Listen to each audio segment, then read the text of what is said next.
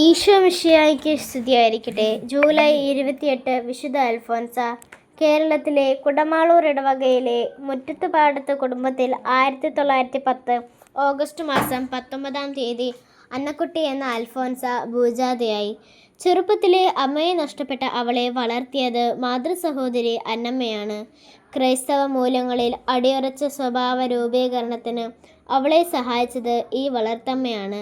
ചെറുപ്പത്തിലെ തന്നെ ഒരു കന്യാസ്ത്രീയാകണമെന്ന ആഗ്രഹമുണ്ടായിരുന്ന അന്നക്കുട്ടി വിവാഹത്തിന് സമ്മതിച്ചില്ല.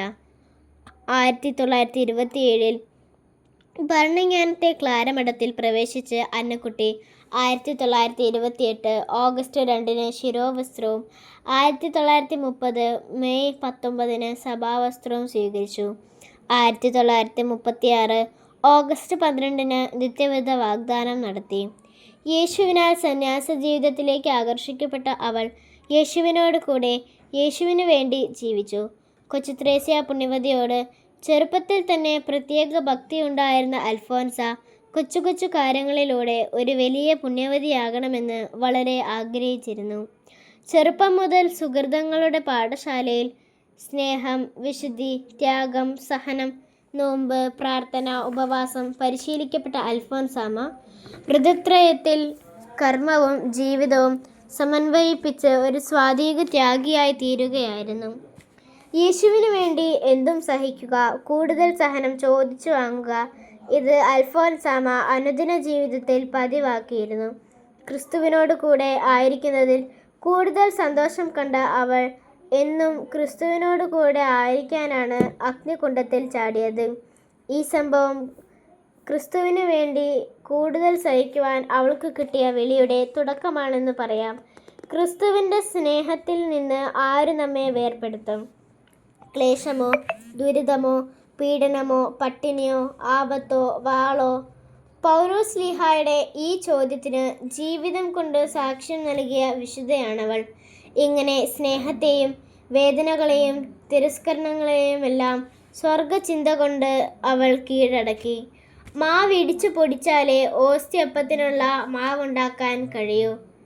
മുന്തിരിപ്പഴം ചക്കിലിട്ടാട്ടി ഉടച്ചാലേ അതിലുള്ള നീര് കിട്ടൂ എന്ന് അൽഫോൻസാമ്മയ്ക്ക് അറിയാമായിരുന്നു.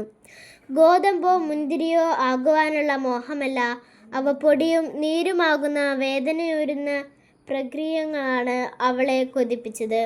ഓരോ ആഴ്ചയിലും പീഡകളുടെ കനൽക്കട്ടകളുമായി എത്തിയിരുന്ന സ്നേഹവെള്ളിയാഴ്ചകളെ ആദ്യം ദുഃഖത്തിൻ്റെയും പിന്നീട് സന്തോഷത്തിൻ്റെയും ഒടുവിൽ മഹിമയുടെയും വെള്ളിയാഴ്ചകളാക്കി എന്നതാണ് അൽഫോൻസാമ്മയുടെ വിജയരഹസ്യം. ദൈവത്തിൻ്റെ വിശുദ്ധിയിലേക്ക് സഹനത്തിലൂടെ പ്രവേശിക്കാൻ ശ്രമിക്കുന്ന ആർക്കും അൽഫോൻസാമ്മ ഒരു വഴികാട്ടിയും കിളിവാതിലുമാണ്.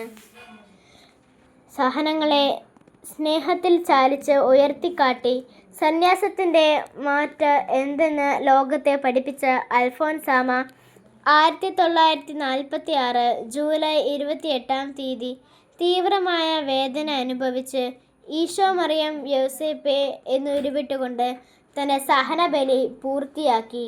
സഹനത്തിൻ്റെ അഗ്നിയിൽ ശുദ്ധീകരിക്കപ്പെട്ട അവൾ വിശുദ്ധ പദവിയിലേക്ക് പടികൾ വളരെ വേഗം നടന്നു കയറി.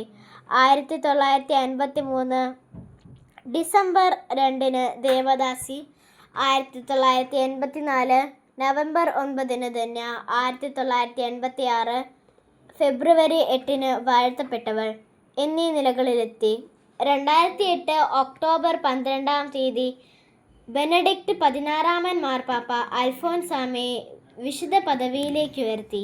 അങ്ങനെ അവൾ ഭാരതത്തിലെ പ്രഥമ വിശുദ്ധയായി. ലോകത്തിലും വിശേഷ്യ ഭാരതത്തിലും വിശുദ്ധിയുടെ പരിമളം പ്രസരിപ്പിച്ചുകൊണ്ട് പരിലസിക്കുന്നു.